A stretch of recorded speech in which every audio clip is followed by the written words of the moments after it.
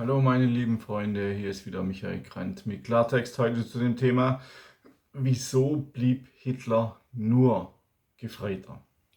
Unser Geschichtsprofessor Guido Knopp schreibt in seinem Buch Hitler eine Bilanz, völlig abwertend, was die meisten seiner Kollegen übrigens manntaglich wiederholen. Ich zitiere: Trotz solcher patriotischen Strenge kam Hitler nie über den Rang eines Befreiten hinaus und, ich zitiere, Hitler hat sich nie von sich aus um eine Beförderung bemüht. Zitat Ende.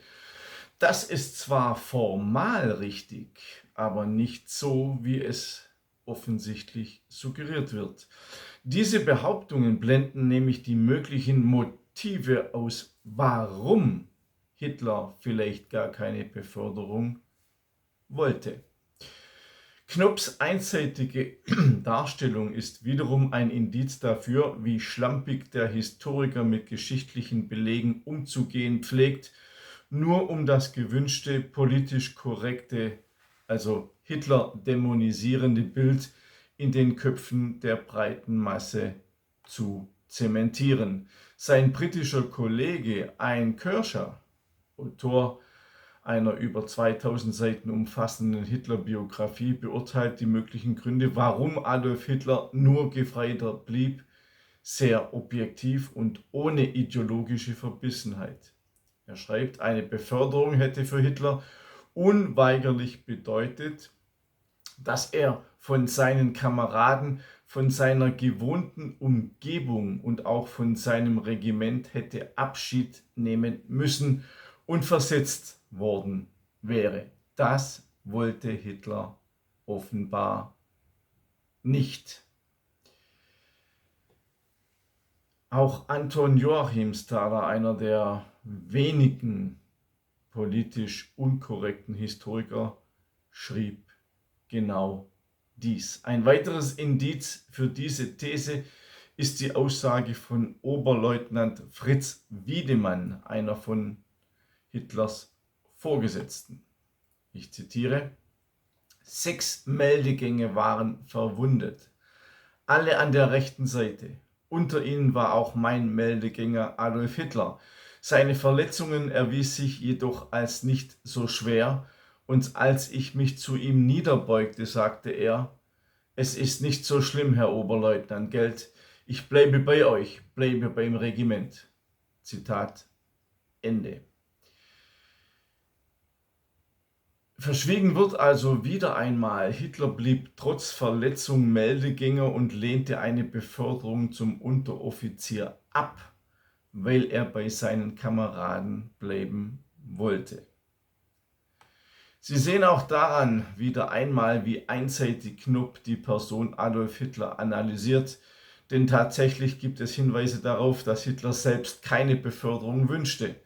Max Ammann, der im Ersten Weltkrieg Feldwebel und Hitlers Vorgesetzter gewesen war, bezeugte vor dem Nürnberger Tribunal im Jahre 1947, dass Hitler mindestens einmal eine vorgeschlagene Beförderung ablehnte. Er sagte, ich zitiere: Dann eines schönen Tages schlug ich ihn zum Unteroffizier vor, also Hitler.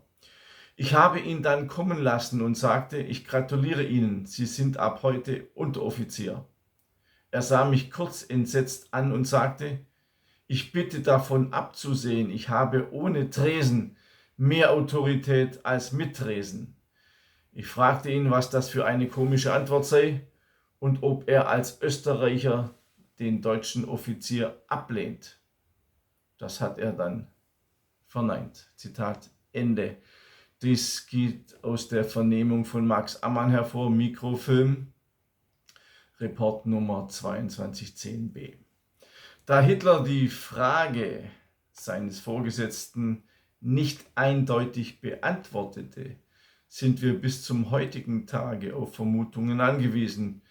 Doch es gibt verschiedene Aussagen, dass Hitler das Regiment List, also sein Regiment, wirklich als seine Heimat angesehen hat, und es ist deshalb analog Kershaws Feststellung davon auszugehen, dass Hitler sein Regiment tatsächlich nicht verlassen wollte.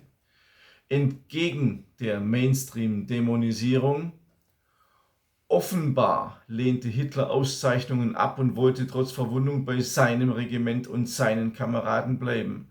Ein Unteroffizier, Adolf Hitler, wäre allerdings auch nicht mehr als Meldegänger eingesetzt worden, was aufgrund seines untadeligen Verhaltens an der Front wohl auch zu Nachteilen für seine Vorgesetzten geführt hätte, da sie in den noch bevorstehenden harten Kämpfen auf einen weiteren Mann hätten verzichten müssen.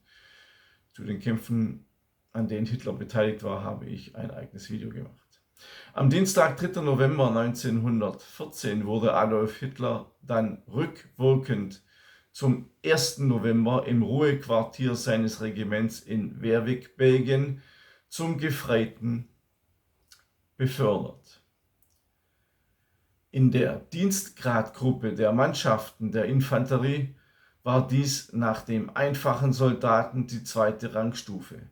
Voller Stolz schrieb Hitler an seinen Vermieter Josef Popp, ich zitiere: „Ich wurde Gefreiter und blieb wie durch ein Wunder gesund." Zitat Ende. Wir sehen also dieses hämische, er blieb nur Gefreiter, hat offenbar einen ganz anderen Hintergrund, wie man uns suggerieren will. Mehr von diesen Lügen, die ich aufdecke, in meiner sehr erfolgreichen Serie Adolf Hitler, eine Korrektur. In diesem Fall Band 1. Band 1 über die Kindheit Adolf Hitlers, auch darüber habe ich ein Video gemacht, und über seine Militäreinsätze und über die Finanzierung der NSDAP. Die Reihe hat bisher 6 Bände. Am 7. Band über den Balkanfeldzug schreibe ich gerade. Und da wir gerade dabei sind, auch mein neues Buch, der leider dicke Wälzer mit 900 Seiten, Deutschland muss vernichtet werden. In diesem Buch führe ich alle Massaker an uns Deutschen auf. Alle. Und ich gehe auch auf die Zersetzung unseres Landes ein. Hier seht ihr das Titelbild noch einmal mit Angela Merkel. Ich gehe auch auf die Zersetzung unseres Landes ein, die seit 2015 durch die Merkelsche Grenzöffnung in unserem Land existiert. Ich gehe darauf ein, wie die Bevölkerung, ich mag das Wort zwar nicht, aber mir fällt gerade nichts Besseres ein, der Bio-Deutschen immer mehr zurückgeht und die der Migranten immer mehr nach oben geht. Also eine schleichende Zersetzung. Ich gehe auch darauf ein, über die Migrantenkriminalität, und ich gehe darauf ein, welche unglaublichen Ausreden man hat für die Migrantenkriminalität, etwa der gestiegene Pommespreis, der Klimawandel und solche absolut idiotischen Gründe, warum Migranten krimineller sind als Deutsche. Ihr könnt es nicht glauben. Alles in diesem Buch. Es ist ein Andenken an unsere Großeltern. Und wenn ihr daran teilhaben wollt, dann besorgt euch dieses Buch. Ihr könnt auch meinen kostenlosen Newsletter auf www.michaelgrant.de abonnieren. Die Links sind alle unten angegeben. Ihr bekommt dann bei der Anmeldung einen Code und ihr könnt dann eine kostenlose PDF herunterladen. Mein letzter Kampf. Und zwar Adolf Hitlers Tod aus seiner Sicht. Ich habe diese Kurzgeschichte geschrieben aufgrund der amtlichen Dokumente, wie Hitlers Tod vor sich ging, aus seiner Sicht, warum er sich umgebracht hat. Und wie immer möchte ich euch bitten, mich bei Telegram zu abonnieren. Dort erfahrt ihr täglich mehr. Bei YouTube bin ich ja jetzt nur noch zweitäglich. Bei Telegram bin ich täglich mit anderen Videos und auch mit Audios.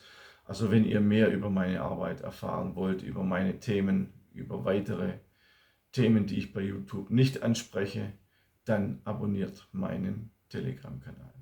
Ich wünsche euch alles Gute, bis zum nächsten Mal, euer Michael Grant.